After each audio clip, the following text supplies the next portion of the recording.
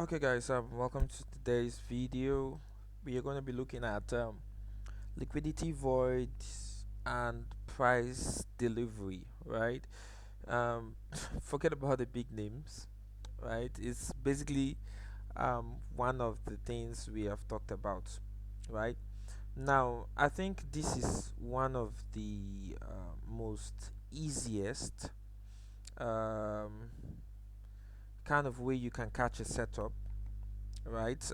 And if you perfect it, you might not see it every time appearing of the charts, but most times it appears. Most times it plays out. And as a new trader, as you're coming up, this might be one of the easiest and favorite way you may consider if you want to take trades.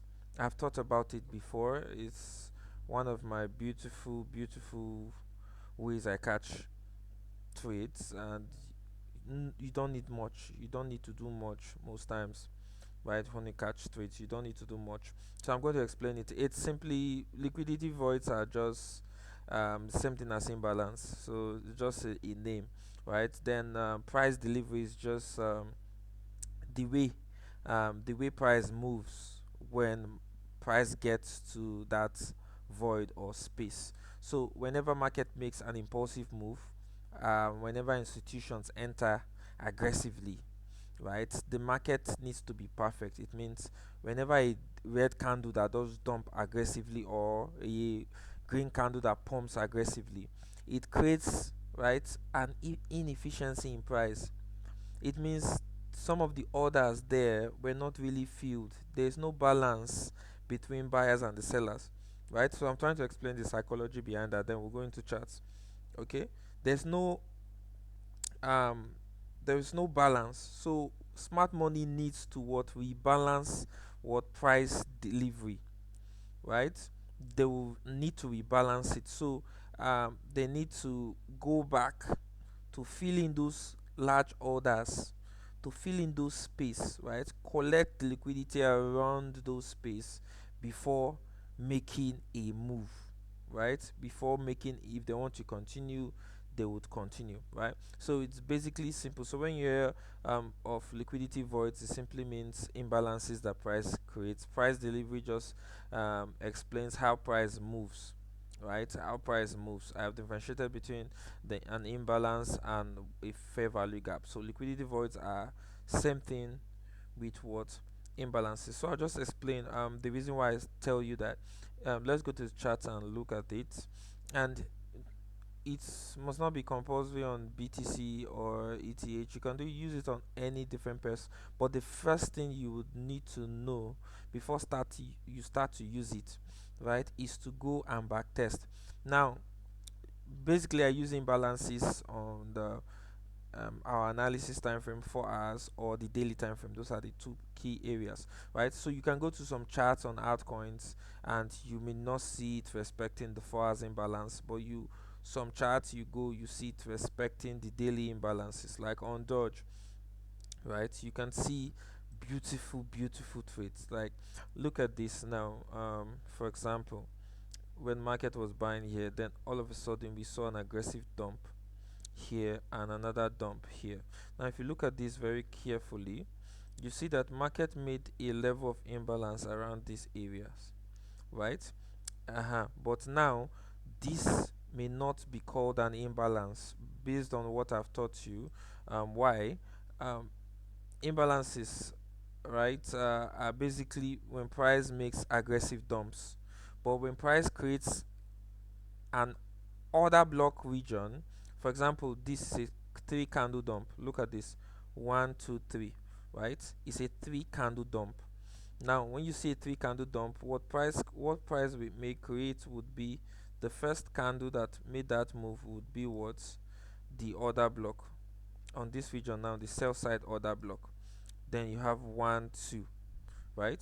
Now it's different from what price did here.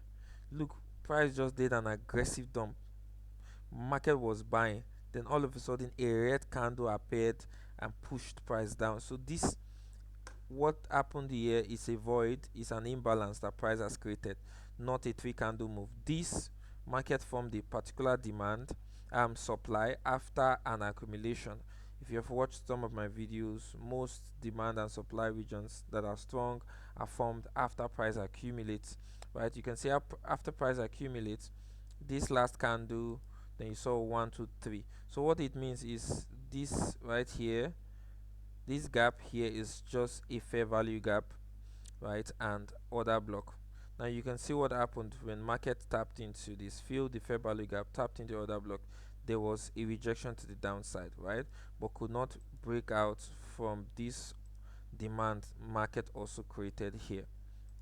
This demand region markets also created using same 1 2 3 block, right? Market tapped into it, right? 1 2 3 bullish, tapped into it, but later swept liquidity below the block, then continued the move to the upside, using this as inducement to mitigate what, um this imbalance, right? But the major thing I want to talk about is not other blocks or demand and supply zones, is just using this particular method, right?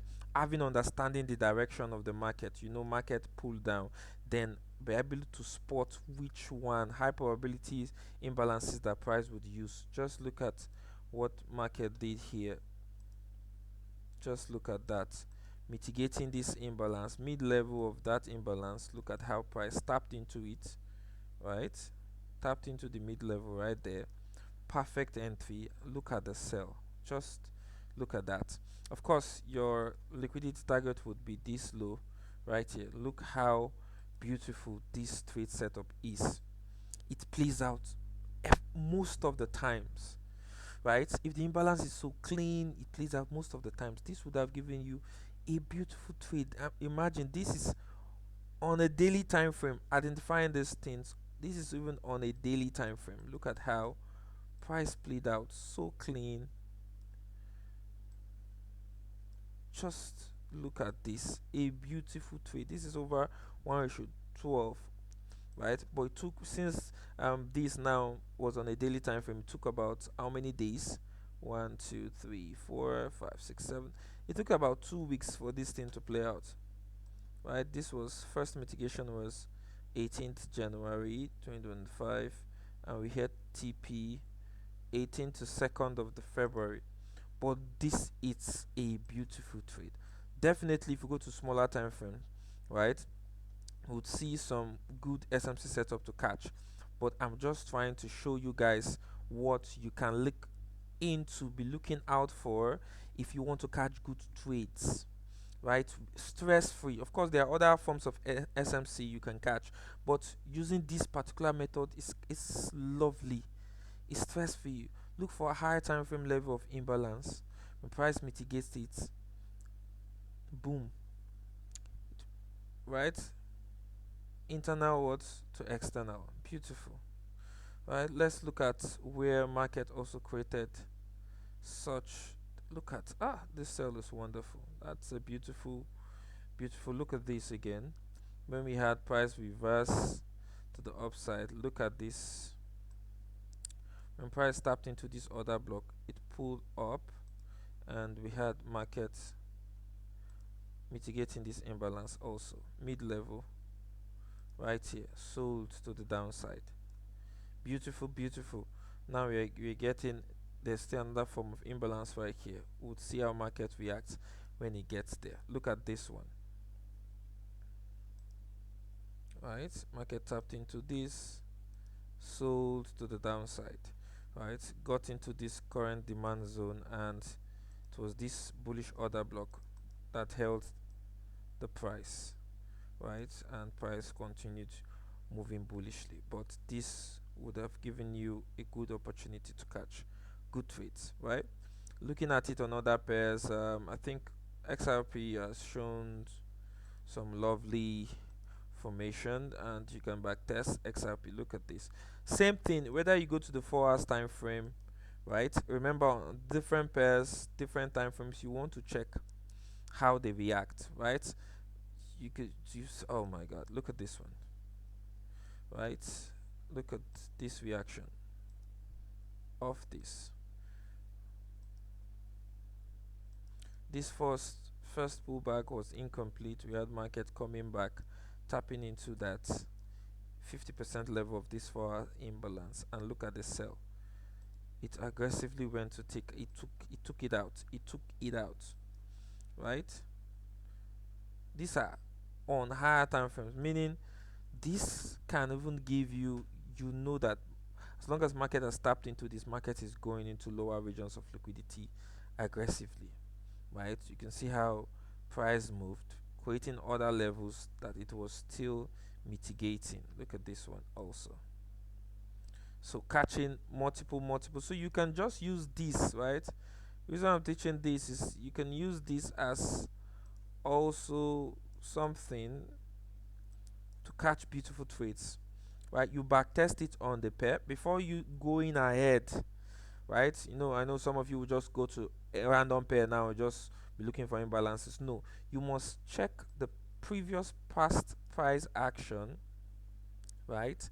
How has the price delivery, right, been acting? Has price been respecting these zones multiple times, giving you beautiful trades? If yes, then you can now go ahead, right? You can now go ahead, but you must make sure structure follows, right? Structure follows, because in this level, when you see buy and sell, right, the structure would always respect. If the structure is bearish, the structure will respect the sell side imbalances, right? If the structure is bullish, the structure the market will respect the buy side, right? It will respect the buy side. But now you're looking at this structure, it's basically bearish all the way from this side. Even when market created a bullish, right, imbalance at this level, you can see how price just filled it gently, right? Then took it out. It still respected what the sell side, right? The sell side imbalance that price was coming from, right? So these are few ways you need to look, and make sure you know how to differentiate those moves very, very well. Make sure you know how to differentiate those moves: the one that has an order block, the one that has pure imbalance, right?